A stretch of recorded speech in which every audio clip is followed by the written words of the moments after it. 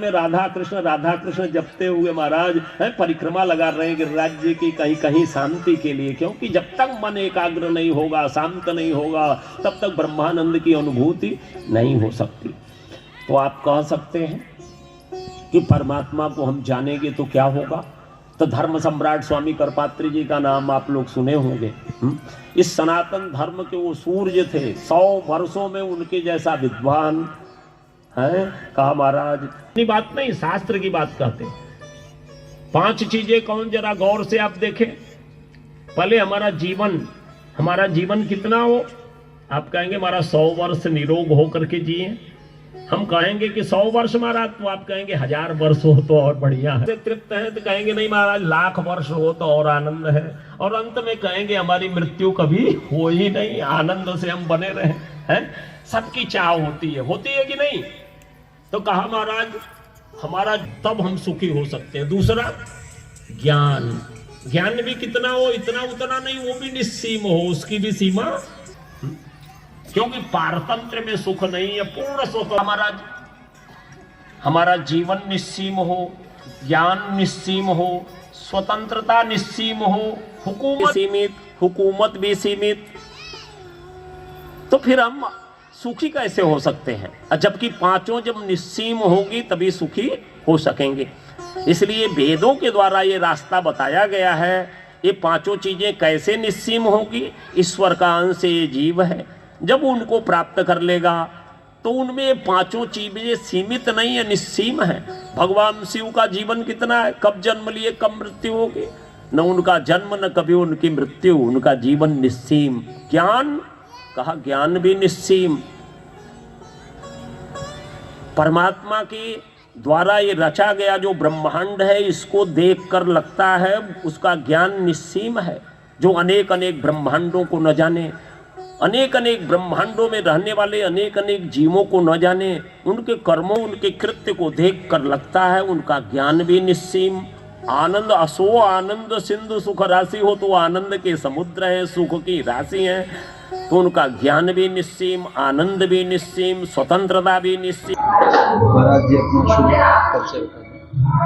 मैं महंत स्वामी रामदासाचार्य जी, प्राचीन श्री द्वारिकाधीश मंदिर शंकुधारा तीर्थ वाराणसी, काशी के पावन केदार खंड में श्री द्वारिकाधीश भगवान एवं बाबा विश्वनाथ माता अन्नपूर्णा की असीम कृपा से यह दिव्य भागवत कथा आयोजित है।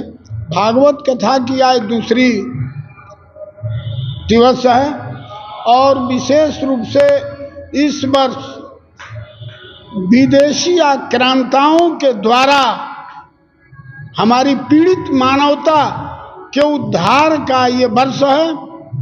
और हम विशेष रूप से धन्यवाद देंगे प्रभु मोदी जी एवं योगी जी के, जिनके अथक प्रयास से यह शुभ घड़ी शुभ मुहूर्त उपस्थित हुई है। 22 जनवरी के दिन वह शुभ मुहूर्त उपस्थित हुई है, जिस दिन दिव्य भव्य एवं नव्य भवन में हमारे आराध्य प्रभु राघवेंद्र सरकार प्रतिष्ठित होंगे। उसी उपलक्ष्य में दिव्य भागवत कथा काशी के शंकुधारा तीर्थ पर आयोजित हुई है। हम लोग निरंतर ईश्वर आराधना कर रहे हैं कि यह शुभ दिन निर्विघ्न प्रभु द्वारिकाधीश की कृपा से विदेशी आक्रांत के कुकर्म का समापन दिवस है और हमारी भारत देश सर्वांगीण विकास की ओर निरंतर बढ़े, यही प्रभु द्वारिकानाथ से मंगल कामना है।